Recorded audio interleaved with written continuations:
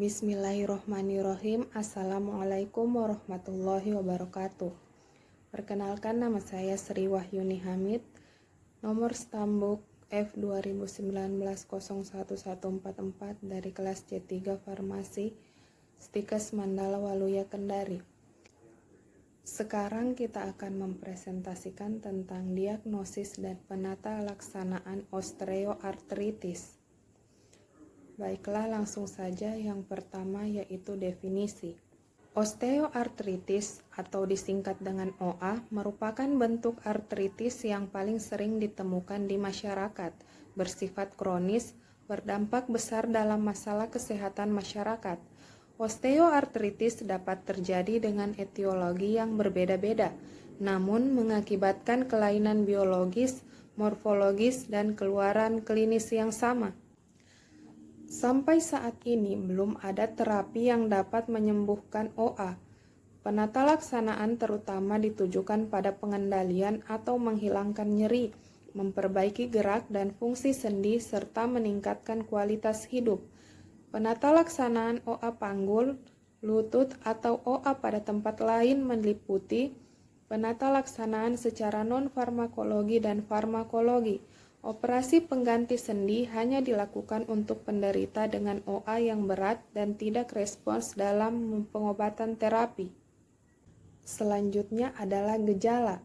Gejala osteoartritis yang umumnya terjadi adalah yang pertama, timbul bunyi klik atau retakan ketika sendi ditekuk atau digerakkan. Yang kedua, munculnya taji tulang di sekitar sendi, yakni tonjolan tulang yang keras dan tajam. Yang ketiga, pembengkakan di sekitar sendi dan otot di sekitar sendi yang melemah. Selanjutnya, nyeri pada persendian yang umumnya dirasakan selama beraktivitas atau setelah beraktivitas. Sendi terasa kaku yang umumnya terasa pada pagi hari dan akan pulih sendirinya dalam waktu 30 menit atau ketika sedang tidak aktif melakukan kegiatan. Selanjutnya, sendi terasa lebih lunak saat diberikan tekanan. Dan sendi kehilangan sifat fleksibilitasnya yang membuatnya menjadi lebih kaku dan sulit untuk digerakkan. Selanjutnya yaitu faktor risiko. Faktor risiko yang pertama adalah genetika. Beberapa orang akan mewarisi penyakit secara turun-temurun. Selanjutnya, yang kedua yaitu kelainan bentuk tulang. Terjadi akibat dilahirkan dengan tulang rawan yang cacat. Yang ketiga, penyakit metabolisme tertentu diakibatkan tubuh memiliki terlalu banyak zat besi. Selanjutnya yaitu usia. Resiko osteoartritis akan meningkat seiring dengan bertambahnya usia. Yang selanjutnya yaitu kegemukan. Berat badan berkontribusi dalam peningkatan resiko penyakit ini. Selanjutnya yaitu cedera sendi. Cedera bisa berasal dari olahraga dan kecelakaan. Dan yang terakhir yaitu stres berulang pada sendi, diakibatkan pekerjaan yang menempatkan tekanan pada sendi. Selanjutnya yaitu klasifikasi. Klasifikasi OA berdasarkan etiologi yaitu yang pertama idiopatik atau primer dan yang kedua yaitu sekunder. Hal-hal yang perlu diperhatikan pada OA sesuai dengan lokasi sendi yang terkena. Yang pertama, osteoartritis tangan dimulai saat usia 45 tahun. Keterlibatan faktor genetik, riwayat penyakit dalam keluarga. Yang kedua yaitu osteoartritis sendi lutut mengenai kompartemen medial tibiofemoral, lateral tibiofemoral, dan bagian femoropatelar. Diagnosis banding mencakup yaitu misalignment dari tungkai bawah harus disingkirkan yang menyebabkan OA lutut kompartemental. Dan yang kedua yaitu genovalgum misalignment yang melibatkan kompartemen lateral tibiofemoral. Selanjutnya yang ketiga yaitu OA panggul atau koksa. OA panggul lebih sering ditemukan pada pria dibandingkan wanita dan dapat terjadi unilateral atau bilateral. Yang keempat, OA vertebra, umumnya mengenai vertebra servikal dan lumbal. Yang kelima, OA kaki dan pergelangan kaki. OA umumnya mengenai sendi 1 metatarsofalang. Yang keenam, OA bahu. OA bahu lebih jarang ditemukan. Nyeri sulit dilokalisasi dan terjadi saat pergerakan. Yang ketujuh, OA siku. OA siku juga jarang ditemukan. Umumnya terjadi sebagai akibat dari paparan getaran berulang. Yang kedelapan, OA temporomandibular, ditandai dengan crepitus, kekakuan dan nyeri saat chewing. Gejala serupa di atas ditemukan pada sindroma disfungsi temporomandibular. Selanjutnya yaitu langkah-langkah penetapan diagnosis. Sampai saat ini tidak ada pemeriksaan penunjang khusus yang dapat menentukan diagnosis OA. Pemeriksaan penunjang saat ini terutama dilakukan untuk monitoring penyakit dan untuk menyingkirkan kemungkinan artritis karena sebab lainnya. Pada seseorang yang dicurigai OA, direkomendasikan melakukan pemeriksaan berikut ini. Yang pertama, anamnesis. Kedua, pemeriksaan fisik. Pendekatan untuk menyingkirkan diagnosis penyakit lain, pemeriksaan penunjang, dan perhatian khusus terhadap gejala klinis dan faktor yang mempengaruhi pilihan terapi atau penata laksanaan OA. Selanjutnya ada penyulit osteoartritis. Penyulit yang perlu diperhatikan pada osteoartritis yaitu yang pertama, malaligmen, yang mencakup instabilitas segmental, spondylolistesis, dan kyphosis sinalis.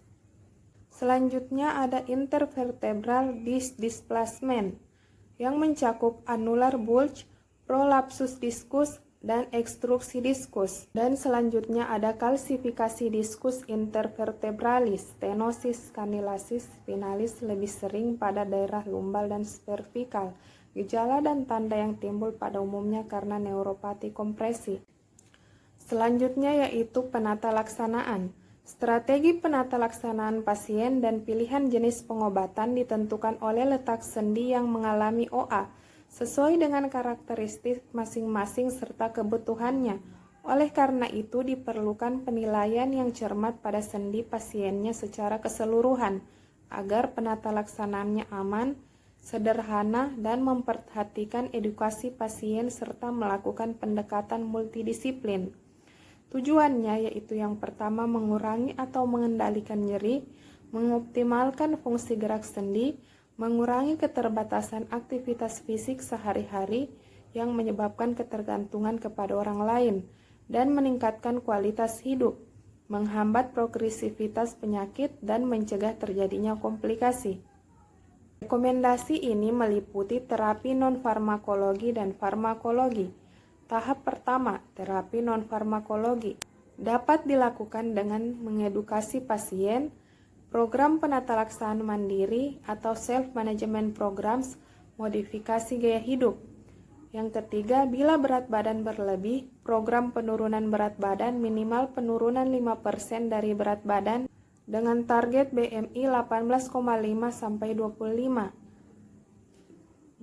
Selanjutnya, program latihan aerobik, low impact aerobic fitness exercise. Selanjutnya, terapi fisik meliputi latihan perbaikan lingkup gerak sendi, penguatan otot-otot dan alat bantu gerak sendi dengan pakai tongkat pada sisi yang sehat.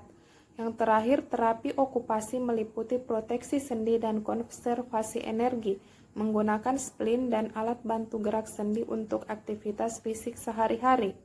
Selanjutnya kita masuk ke tahap kedua yaitu terapi farmakologi, yang lebih efektif bila dikombinasi dengan terapi non-farmakologi tadi. Yang pertama, pendekatan terapi awal. Untuk OA dengan gejala nyeri ringan hingga sedang dapat diberikan salah satu obat berikut ini, bila tidak terdapat kontraindikasi pemberian obat tersebut, yaitu acetaminophen kurang dari 4 gram per hari, dan obat antiinflamasi non-steroid. Untuk OA dengan gejala nyeri ringan hingga sedang yang memiliki resiko pada sistem pencernaan, disertai penyakit komorbid dengan polifarmaka, riwayat ulkus peptikum, riwayat perdarahan saluran cerna, mengkonsumsi obat kortikosteroid dan atau antikoagulan, dapat diberikan salah satu obat berikut ini.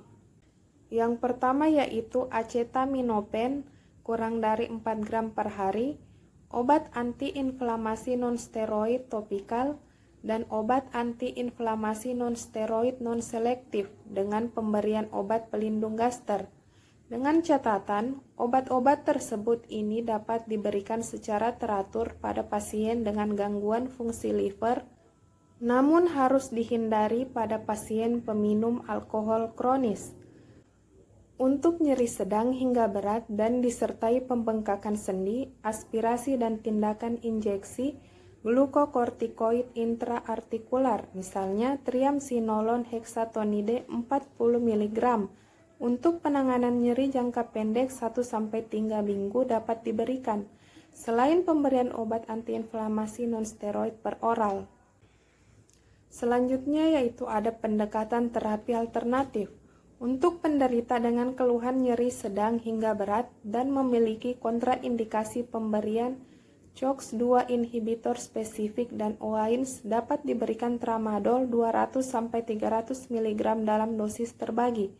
Selanjutnya terapi intraartikular seperti pemberian hyaluronan atau kortikosteroid jangka pendek 1-3 minggu pada OA lutut. Yang ketiga yaitu kombinasi. Meta-analisis membuktikan manfaat kombinasi parasetamol dan kodein meningkatkan efektivitas analgesik hingga 5% dibandingkan parasetamol saja. Namun efek sampingnya lebih sering terjadi, lebih berdasarkan pengalaman klinis. Selanjutnya yang tahap ketiga, indikasi untuk tindakan lebih lanjut. Yang pertama, adanya kecurigaan atau terdapat bukti adanya artritis inflamasi, bursitis, efusi sendi, memerlukan fungsi atau aspirasi diagnostik dan teuropatik, rujuk ke dokter ahli reumatologi atau bedah ortopedi. Yang kedua yaitu adanya kecurigaan atau terdapat bukti artritis infeksi, yang merupakan kasus gawat darurat, resiko sepsis tinggi, dan pasien harus dirawat di rumah sakit. Selanjutnya efek obat. Evaluasi efek terapeutik dan efek samping obat. Yang pertama, evaluasi efek terapeutik yang mencakup Laquenne Index dan WOMAC Index. Yang kedua, evaluasi efek samping obat yang mencakup parasetamol dan hepatotoksisitas. Efek samping obat antiinflamasi non-steroid.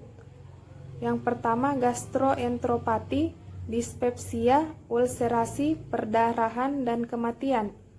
Faktor resiko yang dapat meningkatkan riwayat ulkus sebelumnya, perdarahan gastrointestinal, dispepsia, intoleransi terhadap OAINS sebelumnya, pemakaian steroid, antikoagulan, komorbiditas, pemakaian lebih dari satu jenis OAINS, merokok, dan peminum alkohol. Yang kedua yaitu kardiovaskular dan ginjal dapat berupa hipertensi, gagal jantung kongestif, gagal ginjal, hiperkalemia, faktor risiko yang meningkatkan kemungkinan terjadinya gangguan ginjal.